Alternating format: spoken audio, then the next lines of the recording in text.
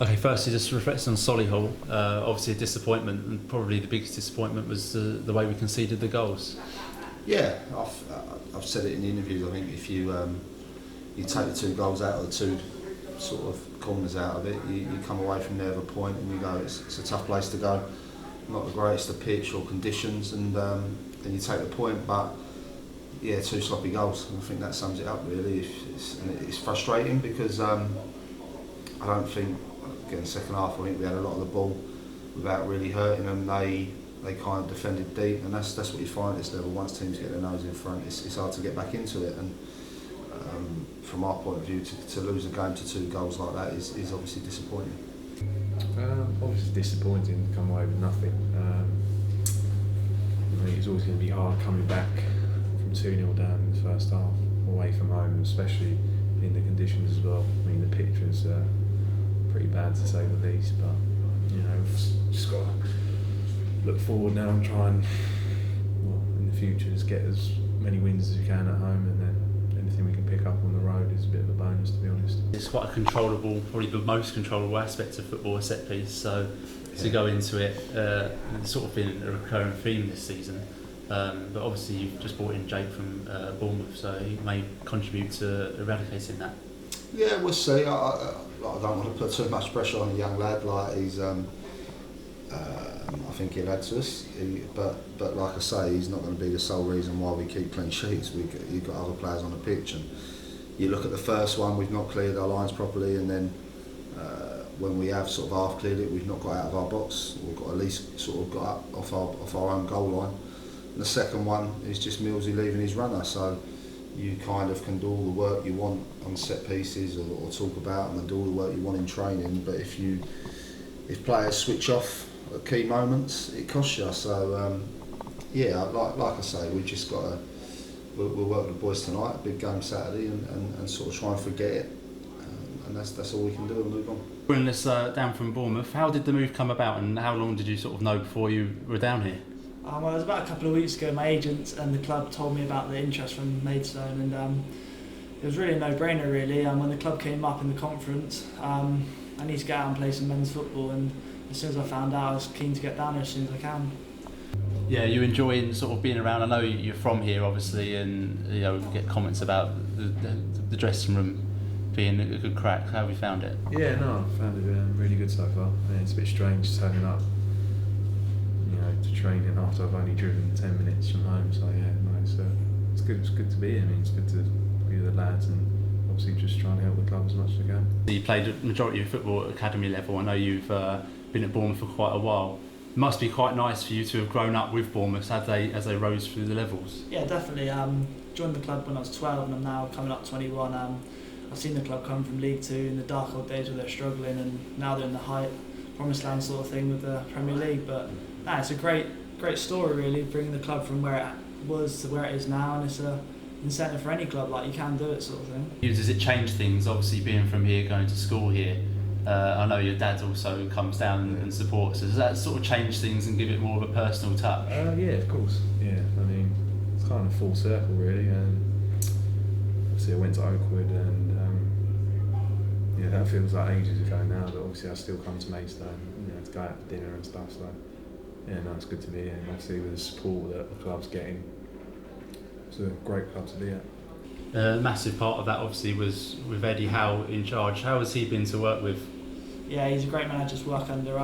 He always demands the highest of all players, even the young lads coming through. You don't get let off of anything. If you make a mistake, he'll let you know, but also gives praise when it's due. So now he's a great manager, and obviously he's a massive part of Bournemouth's history as a player and now a coach, and he'll go on to get great things in the game. With the signing of Jake obviously coming up from Bournemouth, I was actually talking earlier about the similarities between the two clubs, in that they sort of had quite a quick rise. Also got 2 young managers in charge, so there's a few similarities there. He must be looking forward to getting some experience under his belt. Yeah, I think so. He's as I say, I know his agent really well. I play with his agent, and Bob speaks very highly of him, and everyone I spoke to spoke very highly of him. I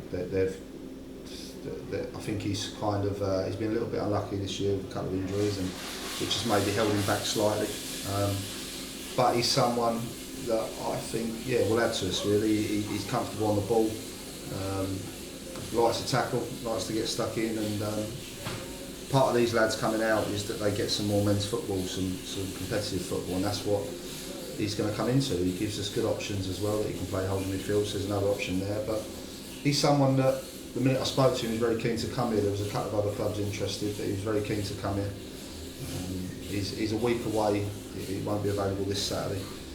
We're probably looking at next Saturday, but he's someone that, like I say, he's got good pedigree, but he's at the end of the day, he's got to come in and do it, and I'm sure he will. I'm confident he will. But like I said earlier, I don't want to put too much pressure on the lad, and everyone think that we've signed a lad from a Premier League club and he's going to come in and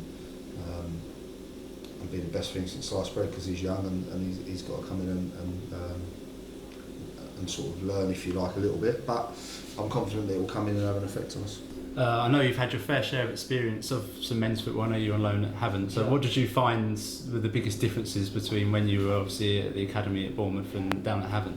Oh, well, the 21s football, it's all a bit nicey nice. Don't get me wrong, it's real good football, but going out into men's football was a bit of a shock when I first played my first game, because you've got people where it's like it's men instead of just 21-year-olds, and they're all just very aggressive, a lot more aggressive, there's a lot more on the line, whereas in 21 games, even though there's a league, but when you're out in men's football, it's a lot more aggressive and competitive, really.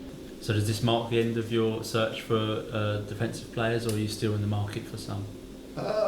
You never say never. I don't want to sit here and go, do you know what, I'm not still looking, because I'd be lying.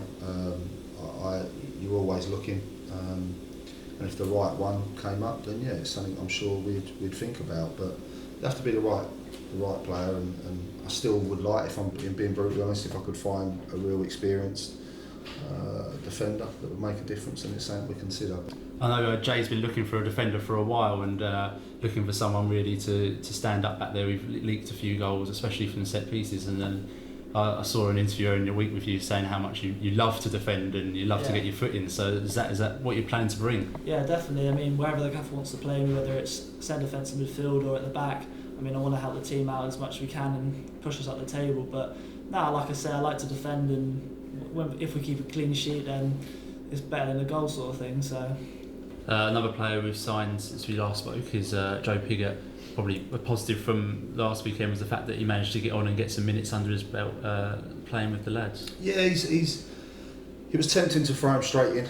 We didn't get clearance till about, I think it was 11 o'clock's the deadline. I think we got it at 5 to 11. He didn't know anyone, he literally got on the coach with us.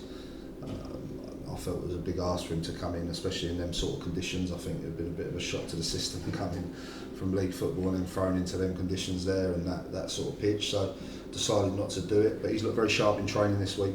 Obviously I've got on with the boys really well already, but it's quite hard coming in on the Friday and then obviously playing on the Saturday, not really knowing anyone. But it'll take a few weeks for me to settle in, but I feel like it's going alright already. So we trained Monday, Tuesday, and obviously tonight, and he's looked very sharp, and his finishing's been good, and again he's a goal scorer. I think he had something to us, and he's sort of, I was delighted to get that one done. If I'm being honest, he's been in the pipeline for probably 3 or 4 weeks and not been quite able to happen, and we had a lot of competition for him, but he was very keen to come here. I think his local team and wants to come here and help us stay in the league, so that was, again, his sort of desire to want to come and play was obviously pleasing. As a manager, that's what you want. Looking forward, obviously you've got Aldershot at the weekend. They're flying quite high, but after the performance against Torquay at home, hopefully we'll get some form going here. Yeah, certainly. I mean, I came to watch a Torquay game at home, and although it was 2-1, I thought it would have been sort of 4 or 5 with the amount of chances that we had in the first half. So yeah, no, it's just putting together another performance out really. You must be licking your lips when you saw the amount of chances that we created. Yeah, well, hopefully we do the same throughout the rest of the season. But no, the lads have trained well this week, so from what I've seen, there's no reason at all why we shouldn't win on Saturday. I mean, I'm meeting all the lads at training later on, but yeah, like I'll just do what I can, sort of thing. But I don't think I'll be involved this weekend because of my injury. But hopefully next weekend, then I'll be available for selection. So no, I can't wait to meet all the lads in a minute and then go from there, watch them play Saturday, and hopefully pick up a result. The home form this season's not been good enough. I think for us now, if we can make this a little fortress from now to the end of the season, it will make a big difference. Saturday's going to be very tough. Gary's got a very good side down at Aldershot. They're obviously pushing for playoffs.